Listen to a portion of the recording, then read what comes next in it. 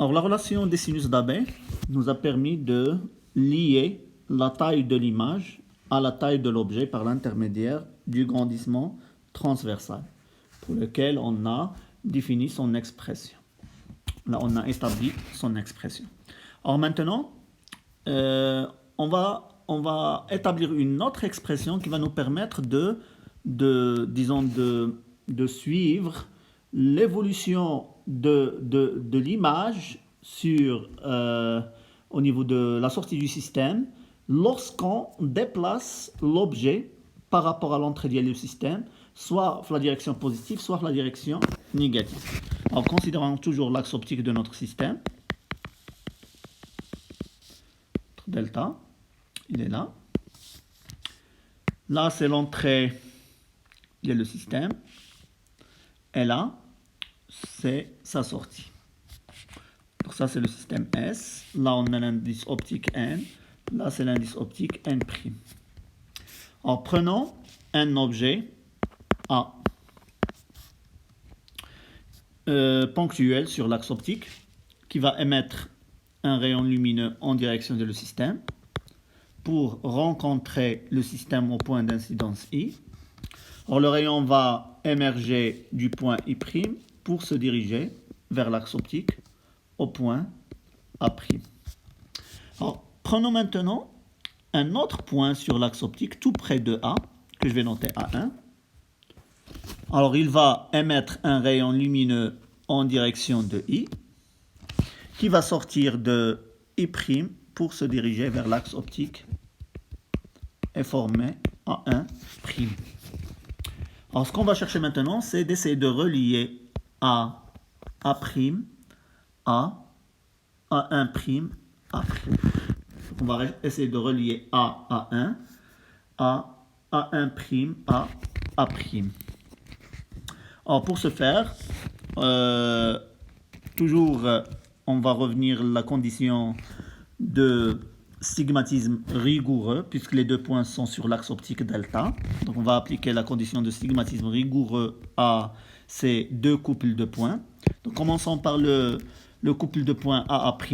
Alors là, le chemin optique entre les deux, puisque la condition de stigmatisme rigoureux est réalisée pour ce couple de points, se manifeste, ou là, se présente sous la forme suivante. Le chemin optique entre les deux points, il est constant. En d'autres termes, j'ai NAI plus I' plus I'A' fois N', il est égal à une constante. Le point A1 et son image A'1 sont aussi sur l'axe optique, donc on a la même condition. Donc je vais noter A1, A', chemin optique entre les deux, il est constant, ce qui implique que NA1 I plus I' plus N' I', égale constant. On va faire la soustraction, la différence entre les deux expressions. Cela va me donner N AI moins A1 I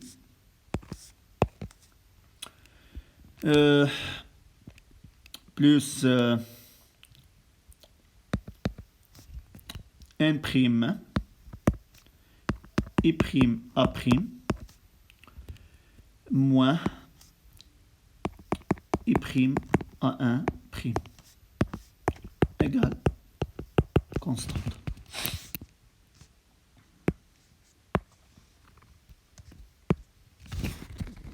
Ce qui implique que N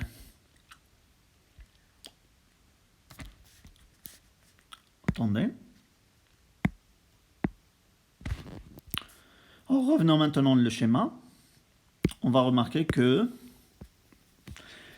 pour faire la différence entre les deux, on doit projeter au niveau le milieu d'incidence, on doit projeter A1 sur le segment, on fait la projection orthogonale de A1 sur le segment AI. Donc toujours là, on a l'angle U. Alors maintenant, le delta, il est relié à A1 par l'intermédiaire de le cosinus. Donc j'aurai ici N A1 cosinus de U.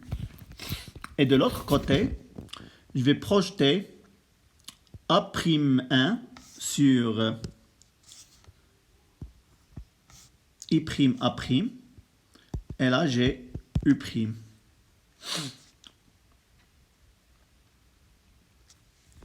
Donc j'aurai de la même manière moins N' A', cosinus de U' égale constante. Voilà.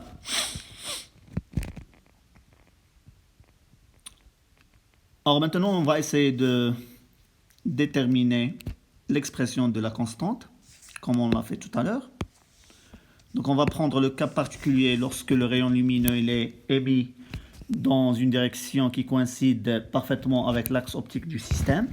Donc j'aurai ici NA, ça c'est pour U égale à 0. Donc j'aurai NAA1 moins N' A'1 égale constante. Ça veut dire que la constante, elle est égale à cette expression. Alors maintenant, on peut toujours écrire le cosinus de U. Je vais exploiter l'identité géométrique suivante. Le cosinus d'L2x, c'est, disons, 1 moins 2 sinus carré de U sur 2. De x. Je m'excuse, c'est pas U sur 2. De x. En appliquant cette identité géométrique à notre formule. Donc j'aurai, disons, n, j'aurai n A1 fois 1 moins 2 sinus carré de U sur 2 égale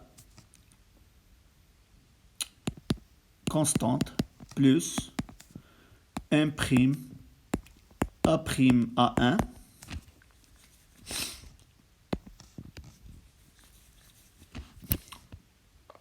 fois 1 moins 2 sinus carré de U' sur 2.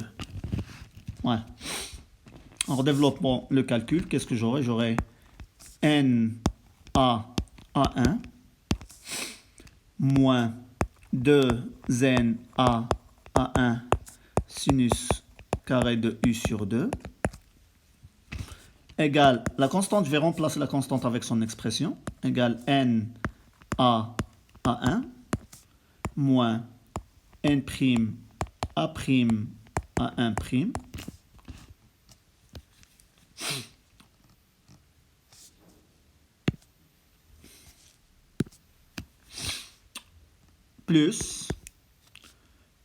N'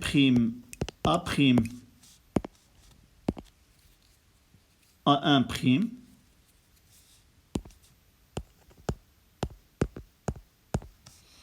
moins 2N prime A'1' sinus carré de U' sur 2. Alors maintenant, on peut simplifier. Donc j'ai ici N A1 avec le N A1, moins N' A'1' plus N' A'1', ça se simplifie. Alors qu'est-ce que je vais... Le moins 2 avec le moins 2. Qu'est-ce que j'obtiens en fin de compte? Je vais obtenir cette relation. J'obtiens N A1 sinus carré de U sur 2 égale N' A'(A1' sinus carré de U' sur 2. C'est la relation d'Herschel.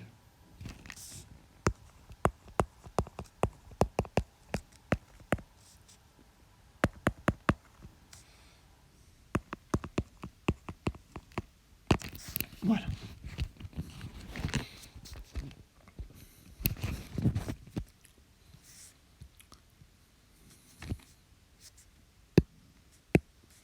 Alors, à partir de cette relation, on va introduire un nouvel paramètre qui caractérise les systèmes optiques, comme on l'a fait tout à l'heure pour la relation des sinus d'Abbe.